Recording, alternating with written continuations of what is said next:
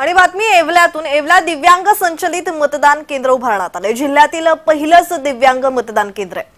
दिंडोरी मतदारसंघात मतदानाला सकाळपासूनच सुरुवात झाली असून येवल्यात देखील मतदार राजा सकाळपासूनच आपला मतदानाचा हक्क बजावताना दिसतोय। महायुतीच्या उमेदवार डॉक्टर भारती पवार तसेच महाविकास आघाडीचे उमेदवार भास्कर भगरे यांच्यामध्ये लढत आहे।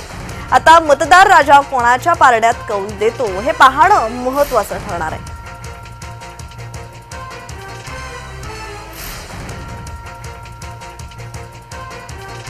तर जिल्ह्यात प्रथमच येवला दिव्यांग संचलित मतदान केंद्र उभारण्यात आलं असून याच मतदान केंद्रावरून आढावा घेतलाय आमचे येवल्याचे प्रतिनिधी नरेंद्र बटाव यांनी। पाहूया मतदान कर्मचारी काय सांगाल सर, दिव्यांगासाठी मतदान केंद्र उभारलंय।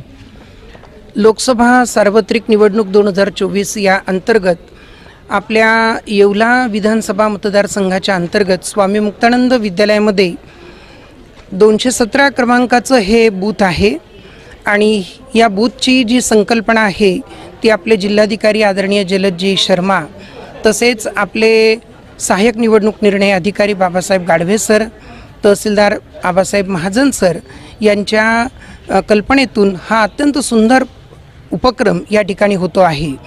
आपल्या सर्व येवलेकरांना आवाहन करतो की आपण या मतदान केंद्रांवर आपापल्या जिथे जिथे मतदान केंद्र आहे तिथे जावं आणि मोठ्या संख्येनं मतदान करावं।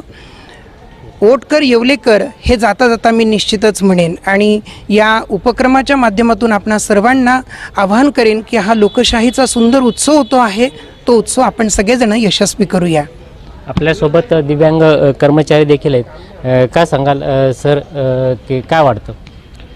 खूप छान वाटतं की दिव्यांग कर्मचाऱ्यांना या निवडणूक आयोगानं एक काम करण्याची संधी दिली। त्याच्यामुळं आमच्या दिव्यांग कर्मचाऱ्यांना खरोखर आनंद वाटतो की आम्हीही इतरांप्रमाणे सर्व निवडणुकीचे कर्तव्य पार पाडू आणि या कर्तव्यामध्ये निवडणूक आयोगानं आम्हाला जी संधी दिली त्याबद्दल दिव्यांग कर्मचारी संघटनेतर्फे या आयोगाचे धन्यवाद। एकंदरीत बघितलं तर दिंडोरी मतदारसंघातील येवला हा विधानसभा मतदारसंघात सकाळपासूनच मतदार राजा आपला हक्क बजावत आहेत।